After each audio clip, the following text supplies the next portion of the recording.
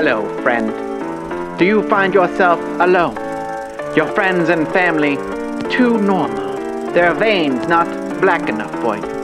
When you tell them about your favorite Lord and Savior Cthulhu from Relay, they laugh and say, "That's silly nonsense made up by a man to sell books back in the early 1900s. Well, my friend, welcome to the Order of Daga. Here, you will inject yourself with stuff that makes you rather sick and your voice that of a smoker's. You'll make bi-weekly sacrifices of families and friends, specifically those you love dearly. In time, your body will contort, morph, and turn into that of a fish person if you're blessed by his love. Find the nearest bus made out of wood and take it to Innsmouth. Here you will be cared for, loved, and likely sacrificed at some point in your life. Live the life you've always wanted to live. Here in Innsmouth, we welcome you and we hate you.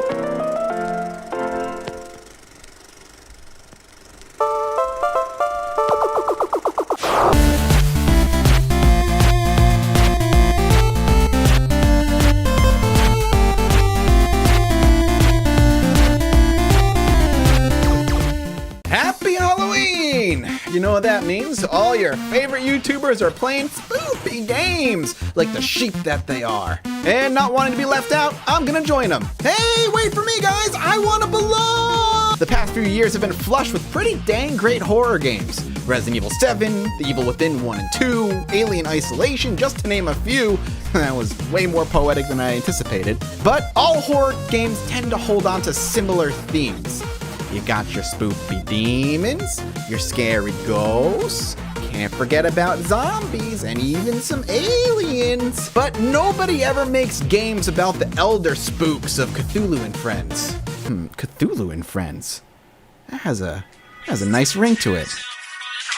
He's a spooky man with horror faces and a-okay. He likes to dance and he loves to sing, but eventually he will murder everyone. Cthulhu and Friends. Oh yeah! Cthulhu and Friends.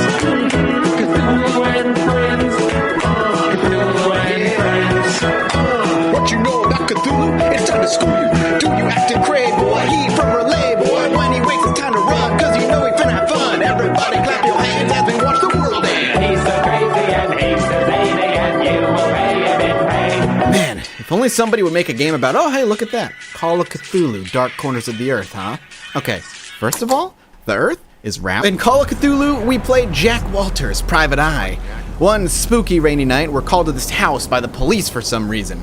Apparently, there's a cult living inside this old house, and the leader of this cult will only speak to us. In the process of waiting for Jack Walters, Private Eye, to arrive, a shootout started. Okay, so another question. The crazy cult members that started firing upon the police who were outside of the house, and so instead of calling for, like, I don't know, more backup from more police officers, you called Jack Walters, Private Eye, for diplomatic solutions to a bunch of crazies shooting at you? Okay, let's go into the cult home and see what they want. Oh, hey. I love what you've done with the place. Messages in blood. Ooh, a library with cryptic notes. Very in spirit for the season, if you know what I'm saying. Ooh, those bodies, they look fabulous. Look, I love what you've done with the corpses. Looks great. What? No, don't mind me. I'm just gonna call some friends. They have to see what you've done with the place. Hello? 911?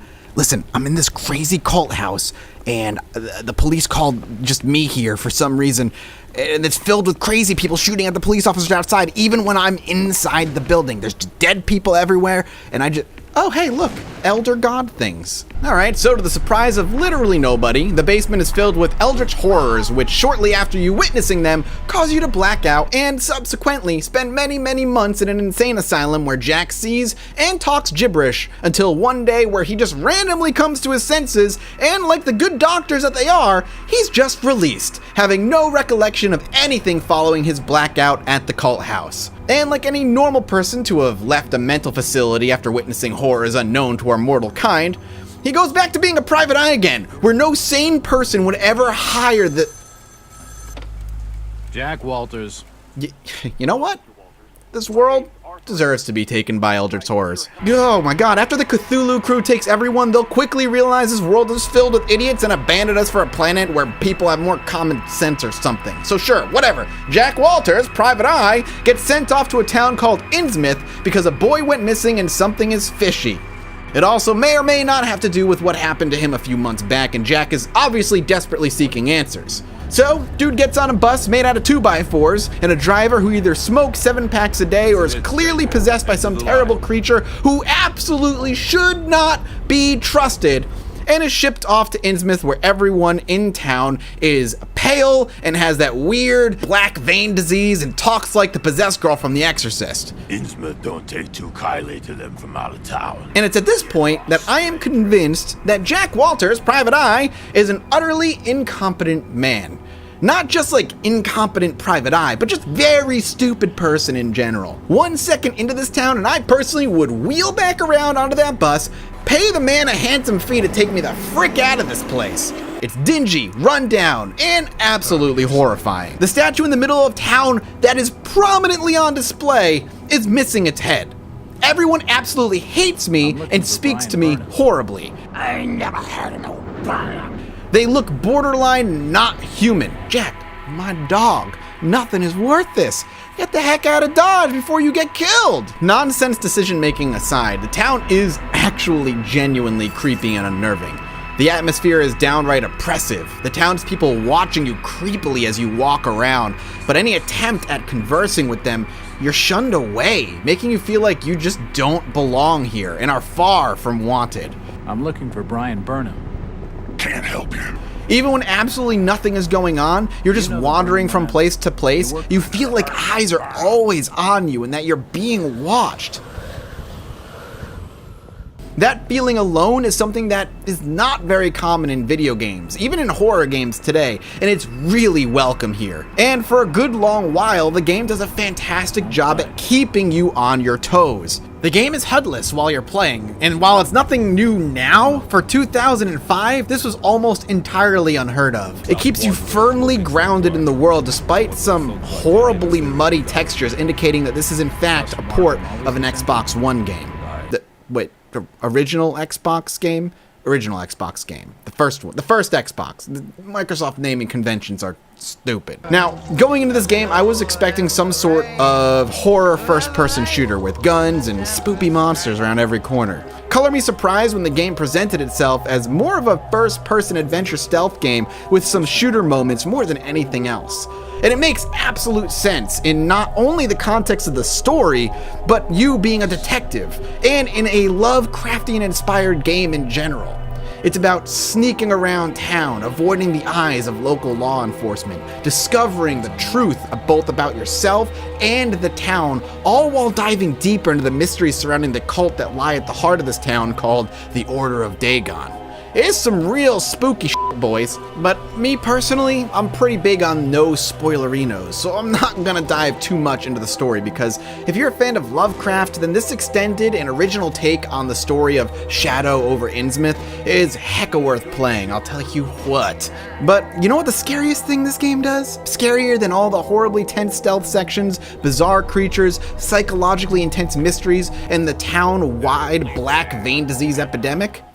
Corporate meddling. Now, I can't say for certain that this is what happened, but damn if parts of this game don't absolutely reek of men in suits walking in saying, you know what them kids love nowadays? Guns and shooting. You got monsters, you got scary things, and man, them kids sure would love to shoot them. Listen, 2/3 of this game is fantastic, with few exceptions along the way. The lore and discovery is just how insane, cruel, and genuinely horrifying the townspeople are, despite this game looking mildly dated for how old it is.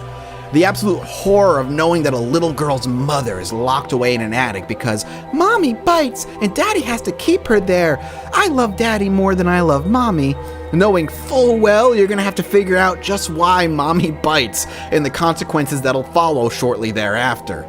And one of the most intensely scary, edge-of-my-seat in-game chase sequences I've ever played through to this day in a game. But then at some point, the game hands you a gun. And from then on, the formula of the game changes drastically, and not for the better. Follow story lead into stealth section into chase sequence into forced action shootout. Horror games in general are most effective when they give you little in the way to defend yourself. The knowledge that you have limited tools at your disposal for self-preservation creates an air of tension, fear, and helplessness, hoping that each decision you make is a smart one and not your last. It's why Resident Evil works so well despite giving you guns. Your resources are finite, and what you do with those resources shape the horrors that are to come. But when you force your characters to have shootouts, those monsters are no longer scary. They become arcade targets that you need to remove so you can progress. All that stealth and tension is immediately released and lost the moment you are forced to confront those fears, the things that were chasing you in the shadows before. And Call of Cthulhu starts to do this far too often in the latter 50% of the game. For some damn reason, they decided to introduce shooting with the difficulty of a game that I did not expect. The difficulty is utterly ridiculous. You will die again and again and again as you have to trial and error your way through certain combat segments, which is compounded by horrible enemy respawn garbage. Fear became tedium, and tedium became annoyance as the game started to come to a close. Combat was functional, but not remotely enjoyable or satisfying. Gunplay was stiff, and the health system, which sees you having to tend to certain wounds on certain body parts of your body, feels like it was supposed to be intricate and fun, but ends up being absurd and, yet again, tedious. Constantly having to pause the game and tend to those specific wounds just constantly rips you out of the world that the game so carefully crafts and places you in. It reminds me of one of my favorite games to this date, Deadly Premonition. That game was supposed to be nothing more than an adventure puzzle horror game. But because of fear of the West not buying the game, they had to shoehorn in awkward, janky combat because the producers told them so. And that did not help the game remotely. It would not surprise me in the least if something similar was done here, where publishers were afraid that a first-person horror adventure game wouldn't sell well, so herder, add more guns, please, was the suggestion. And by suggestion, I mean, we have money, do it, or don't get any more money. The combat by no means ruins the game, and it's still a game I would heartily recommend to my horror game fanatic friends in a heartbeat, and even those who are just looking for a good spook this time of year. But there is no question that the end game falters and absolutely starts falling apart at the seams after a rather stellar opening and a solid 2/3 of the game, and left me wishing that all that action stuff was completely removed or changed in a way where combat was always optional but never recommended. Still, this is the only Cthulhu game we really have, and it's pretty dang good. And while we wait for the new one that's being developed, I heartily recommend that you take a nice little vacation to Innsmouth and enjoy the salty sea air. Obviously, I don't have any evidence that there was any corporate meddling with Call of Cthulhu to force the combat sections in the game. Just a weird hunch that I have. It very well could be just overambitious developers trying out way too many things and unfortunately really failing at one of the biggest things they tried to implement that ended up dragging the last half to third of the game really far down. Because the rest of the game is pretty freaking incredible. It's a first-person adventure horror game, kind of like Amnesia in a way, in a setting that is not often put into game format. Lovecraftian horrors and that kind of thing is just not seen that often, and I think it's because the subject matter is complicated and kind of mysterious and very alien and difficult to make work in a game. But they did. They made it work for the first half. So, yeah, it was disappointing that I saw the game kind of crumble before my eyes the more and more I ended up playing it. But still, I loved it for what it was, and I can mostly overlook the last half of the game and enjoy the complete package that was put before me. Call of Cthulhu Dark Corners of the Earth is pretty unique and still, in my opinion, worth you checking out. The story is really, really great. So I, the Honorable Judge Mathas, judge this game as guilty. For what it's done right, it does almost equal amount wrong. Not quite, but almost. And that wasn't an innocent thing done. It was very much done either by producers or developers to try and appeal to a broader audience. I honestly think the combat, no matter where it came from, was put into the game to try and get mass appeal. And when you try and make a horror game appeal to the masses by forcing combat down their throat in an unnatural way, it's bound to not really do that well. Whether we like it or not, horror is not a mass market genre. There's a lot of audience for it, sure, but it's not ever gonna be as big as something as first-person shooters nowadays, or even back in 2007 when the game came out. Fair warning for PC users though, the game, especially later on, can get a little bit finicky and is not really all that optimized for the latter half. There's some weird hitches and crashes I was experiencing towards the end for whatever reason, and apparently it's a pretty wide common thing to have happen. Maybe it's a bad port of the original Xbox game to PC, who knows? But it's still really good, and I still had a great time with it. Thank you guys so much for watching. I hope you enjoyed our Halloween special here on Judge Mathas, and I hope you have a safe, fun Halloween in the next few days. I will be preparing for BlizzCon, so I won't be doing anything exciting. But if you're doing something exciting, be safe and have fun. So my question to you guys is, what is an unknown horror game that you love that you wish other people would have played in time? I think Call of Cthulhu is right up there for me. I'm going to stick with that one. I think, obviously, it's the one I reviewed, but it's a game that I know didn't do well on launch. It kind of has a cult following pun, that people love, and I would recommend it to you. So go check it out, and if you're looking for something else, check out the comment section below. Maybe somebody will recommend something you never heard of before. Thank you all so much for watching. We'll be back soon with another Judge Mathas right here on this channel. Thank you all so much for watching, and to my Patreon supporters for continuing to support me over there. If you like the work I do and you want to support me directly, you can go check that out in the link in the description below, and we'll see you guys next time. Bye-bye.